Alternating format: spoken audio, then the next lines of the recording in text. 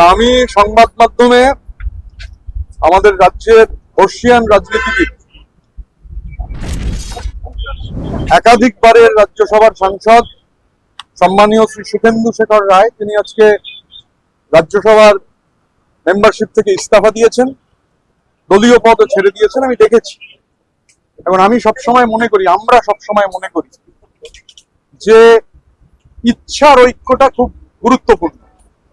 এখন বহু মানুষের ইচ্ছা যখন মিলে যায়, তখন সেই ইচ্ছার ঐক্য তৈরি হয়। এবং গণতন্ত্রের জন্য আধিপত্যবাদের বিরুদ্ধে যারা মত চাপিয়ে দেওয়ার চেষ্টা করেন, তাদের বিরুদ্ধে ইচ্ছার ঐক্য খুব গুরুত্বপূর্ণ। আমি সুখেন্দু শেখর রায়, তার ব্যক্তিগত মতামত, তিনি সিদ্ধান্ত নিয়েছেন।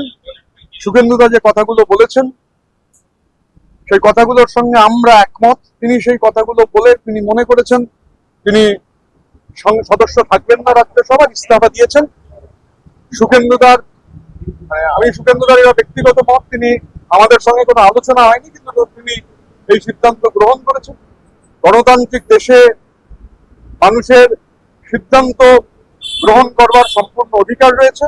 এবং আমি যে কথা বলছিলাম যে ইচ্ছার ঐক্য, আমার মনে হয় যে আমাদের এখানে আমাদের লেজিসলেটিভ পার্টির যারা সদস্য আছেন, তাদের যে ইচ্ছা, সেই ইচ্ছার ঐক্য, একই ধরনের ইচ্ছা, সেই ইচ্ছার ঐক্য বোধহয় দিল্লি পর্যন্ত পৌঁছেছে। আমার সঙ্গে লোকসভার বেশ কিছু এমপির গতকাল কথা হয়েছিল, টেলিফোনেই কথা হয়েছিল, কিন্তু তখন আমি এরকম কিছু শুনিনি। তারা আমাদের যে বক্তব্য, সেই বক্তব্যগুলো সঙ্গে সহমত ছিলেন। স্বাভাবিকভাবে যদি তারা সেভাবে, আমরাও একসঙ্গে কাজ করেছি, সহকর্মী ছিলাম। এরা সমস্ত পার্লামেন্টারি পার্টির মেম্বার। এবং পার্লামেন্টারি পার্টির মেম্বাররা, আমি যেহেতু সাংসদ নই, স্বাভাবিকভাবে পার্লামেন্টারি পার্টির মেম্বাররা যদি একত্রে বসেছেন, সেটা খুব স্বাভাবিক। পার্লামেন্টারি পার্টির অধিকাংশ মেম্বার যদি একত্রে বসেন এবং আলোচনা করেন, যদি এটা হয়ে থাকে, তার মধ্যে তো অসুবিধার কিছু নেই।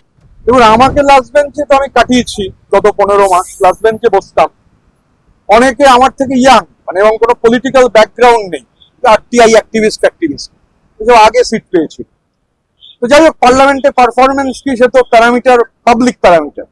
তো ঘটনাচক্রে এটা খারাপ লাগতো যে সুখেন্দু শেখর রায়ের মতো মানুষ, তাকে লাস্ট বেঞ্চে বসানো হয়েছে। কারণ এটা হচ্ছে লিডার অফ দি হাউস, তিনি এটা ঠিক করেন যে কে কোথায় বসবে। সমস্যা হচ্ছে রাজনীতির আঙিনায় ভাড়ামর কোনো জায়গা নেই। যে আমি বলেছি, অভিষেক বন্দ্যোপাধ্যায়ের সংগঠনে সং আছে, গঠন নেই। তার যে কুইজ মাস্টার আছে, তিনি diamond Harbour football club manage করছেন, সেখানের কাজকর্ম দেখছেন, বা অন্য জায়গায় তার অ্যাসোসিয়েটসদের নিয়ে সেখানে তার যে কোম্পানি আছে কুইজ করছেন, এগুলো ঠিক আছে। কিন্তু সমস্যা হচ্ছে সেই ভাড়ামোটা পার্লামেন্টের ফ্লোরে চলে গেলে সমস্যা হয়।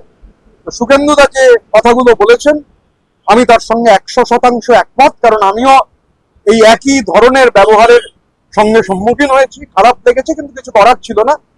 সুখেন্দুদা যে কথাগুলো বলেছেন, একটা কথাও 1 ইঞ্চি বাড়িয়ে বলেননি, যা বাস্তব তাই বলেছেন। প্রবলেম হচ্ছে যে ওই কুইজ মাস্টার কুইজ শোতে যে ভাড়ামো করা চলে মাঝে মাঝে, সেই ভাড়ামোটা পার্লামেন্টে চলে না।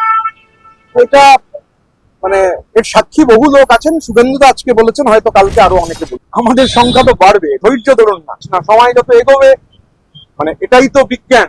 বিজ্ঞান হচ্ছে যে আমরা এই মুহূর্তে দাঁড়িয়ে রয়েছে, এক্ষুনি কি হবে, এলে গাছটা তো ভেঙে পড়ে যেতে পারে। তো পর মুহূর্তে কি হবে, সবাই আমরা আক্রান্ত হতে পারি গাছটা ভেঙে পড়ে গেলে। সুতরাং 1 ঘন্টা বাদে, 2 ঘন্টা বাদে কি হবে, সেটা নিয়ে এখন তো ভেবে লাভ নেই। যখন সময় আসবে, আপনারাও দেখতে পাবেন, আমরাও। এই ইচ্ছা সংক্রমিত হচ্ছে। আর দিল্লি থেকে কলকাতার দূরত্ব, কলকাতা থেকে দিল্লির দূরত্ব মাত্র 1435 কিলোমিটার। স্বাভাবিকভাবে আমার ধারণা এই সংখ্যা বাড়বে। দেখুন, উট পাখি মনে করে যে বালিতে মুখ গুজে থাকলে প্রলয় বন্ধ হয়ে যাবে। প্রলয় তাতে বন্ধ হয় না। এটা ইতিহাসের শিক্ষা। বারবার, যুগে যুগে, কালে কালে ইতিহাস এই শিক্ষা দিয়েছে। এখন শিক্ষা কেউ নেবেন কি নেবেন না, সেটা সম্পূর্ণ তার ব্যক্তিগত ব্যাপার, আমি তার মধ্যে যাব না।